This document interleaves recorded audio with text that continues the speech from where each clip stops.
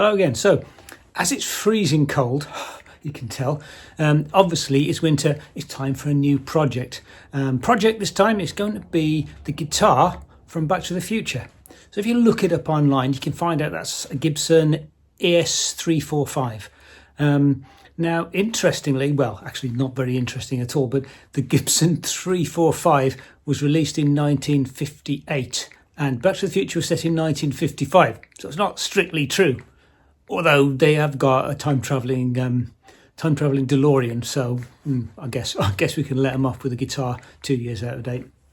So I'm going to build that one, and the first thing to do is obviously find a plan of it. You can find a plan on the internet fairly easily. I found one on Etsy, which I was able to download, and printed it out on A4 pieces of paper, and then I've sellotaped it all together so that it makes a big plan, because obviously I don't want to spend all the money on getting it printed big when I can make it myself. So here we go. And this is what it looks like. You can see it's a little bit scrappy because it's all falling apart, but all sellotaped together, and there's the plan. Now the interesting part is this bit here. Now, as you can see, this bit shows the contours of the back and the front. Now they're not like a normal acoustic guitar that I've built before. They're made of a harder wood, so they're made of a laminated maple and poplar wood, and these things have got much more of a curve to them. So you have to make those curves and then glue them together. Now, making those curves is going to be a challenge. Gibson, when they build them, have a hot press, and they basically laminate the things together and press them in the hot press. Obviously, I haven't got one of those, so I've got to figure out another way of doing it. And what I'm intending to do is get a bit of plywood, cut these contours into it, and then use the two contours as a male and a female, and hopefully I can use that with some G-clamps to press the things together. And being laminated should mean they hold their shape. So I've got a piece of plywood here. This is 18mm, so it's nice and strong. And the first thing I'm going to do is use a bit of spray mount. I'm going to stick the plan. So I've cut out the contoured bit, and I'm going to stick it onto here.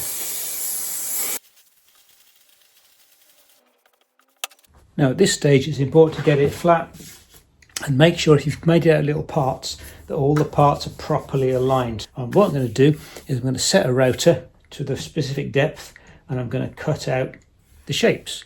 Now it's important to cut them in the right order. So if this is the female one, so this is going downwards, what I need to do is to cut the central circle first and then the outside ones. If I cut the outside ones first, I'll get less and less space to balance the router on, and the last few are going to be all wobbly. Whereas if I cut the centre first, I'll always be able to run the router around the outside and rest on the outside to do it. So now this is the tool for the job, a router, really useful. Now I've set it that looking at these contour lines, each line represents 1mm, and there are 8 of them, so I know that the middle disc is going to have to be 8mm deep. Obviously I'm not going to cut that all in one go, because it would jam and it would be a real pain to do. So you do it kind of a millimetre or 2 at a time. I'm going to start off, and I'm just going to, looking at the contours on here by eye, I'm just going to follow it round, cut out that middle section, and then I'm going to make it deeper and deeper and deeper until eventually I hit 8mm. I'm going to try and be as accurate as I can. I'll get a ruler in there and just measure that 8mm. I'll then do the next one at 7mm and so on until I'm following the contour around. The final one will be 1mm deep, and it gets bigger and bigger. Now obviously I'm going to wear a mask, and I'm going to wear eye protection for this.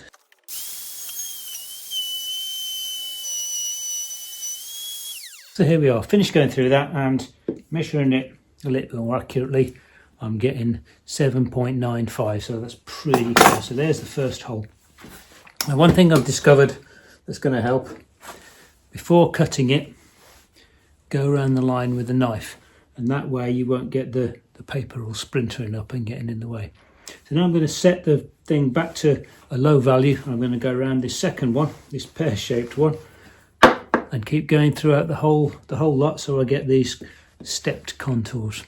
So there's the second one, the pear-shaped one, gone down to the 7mm this time, and then obviously what's left in the middle, we should be left with a 1mm rim. Now unfortunately there was a knot in it and it's taken a bit of a chunk out of that one, so I'm going to put a bit of filler to fill that one up. But there we go, that's the basic ridge, and then we're going to take that for the rest of them to another 6 to go. Now doing these, it's important once you get to the middle ones to make sure you're keeping the pressure on the side of the router that's on the side. Otherwise, if you let it come into the middle, for instance, and it starts to tip, it'll take a big chunk out, which you don't want. So very, very careful. Go around and I'll finish the rest of them now. Now you can see that I've finished routering these levels now. It's a bit like cutting out a map almost. So you can see we've got this nice gentle curve into the middle. Around the outside I've still got one strip of paper, and that is essentially level with the board. So what I'm going to have to do is just take my pencil, I'm just going to mark around that final piece of paper, and then I'm going to remove that piece of paper. So I don't want the paper there for the next stage. In fact, I'm not even sure I really need the outline, but I'm going to draw it there just in case. And now that that line's drawn, using a Stanley knife blade, I'm just going to take off the rest of this paper so that I've got the shape left over. Okay, so now all the paper's removed, most of the paper's removed. To be honest, it took longer than I was expecting. What I'm going to do is look at these now. There are some places where I've made a mistake with the router and taken a bit of a dig out of it. And there's some places, like up here, where the laminate in the actual plywood hasn't been continuous, so there's a bit of a gap. I'm going to take a bit of filler. I'm going to use this car body filler. And the reason I'm going to use that, it's 2-part, and I think it's going to be much better when I start applying things like heat. If I want to press pieces of wood into here with a bit of steam, if I use normal filler, it could well dissolve and come apart. I'm going to use some of this, and all I'm going to do is with a flat scraper, I'm just going to cover over the bits and the knots as well, cover over those bits, and then I'll lightly sand it so that all these ridges are pretty much smooth. And here we are, so it's a 2-part. So you've got a little dab of the coloured hardener and the main resin. Now obviously I'm wearing gloves, because this is a resin-based compound. So there are 2 reasons to wear gloves. One is because it's an absolute bugger to get off your fingers, it's all sticky and horrible. Another, because it's probably not very good for you. So mix this together and we should get the whole thing going pink, and that'll give me about 5 minutes to just block up some of these lumps and bumps and holes.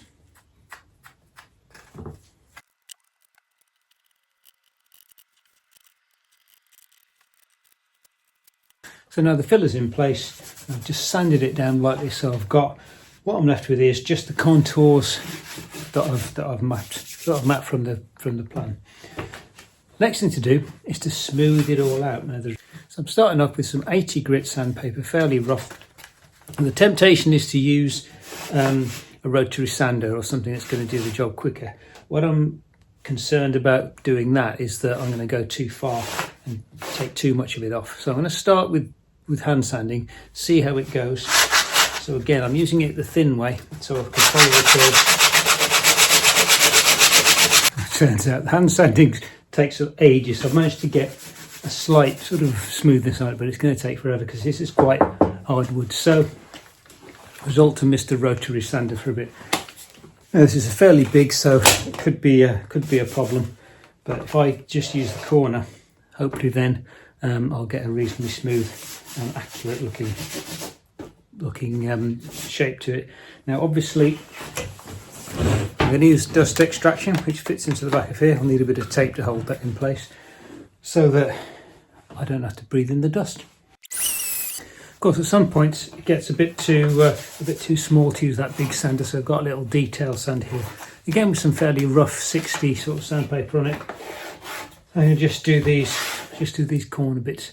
Now, it's very easy to just take off the corners of these things, but what you'll end up with is sort of a gently undulating surfaces, which what you don't want, because what you've got is a ramp and then a flat bit and then a ramp and then a flat bit.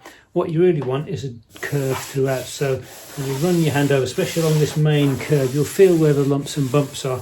And in this case, I need to take a little bit more off round about there to get it. So I'll get my sander, take that, and I'll keep going until always it feels like a one big smooth curve. So now that I've finished the shape what I've done is added a whole load more car body filler just to smooth out all the lumps and bumps. There's knots have appeared and little chunks missing. Get that nice and covered, and then I'm going to get some smoother sandpaper. So this is 120. Start off by just cleaning that up, and then I'm going to get some finer and finer grades to make a really good sort of flat finish on it. And here's the final result. Nice and smooth. I've sanded it off, I've given it a bit of a polish as well. A nice, smooth, imperceptible shape. So that's that done. Next thing obviously is to make the other half, which I'm going to do using resin. So that'll be something for 2 weeks time. So hopefully I'll see you then. And don't forget to press the subscribe button.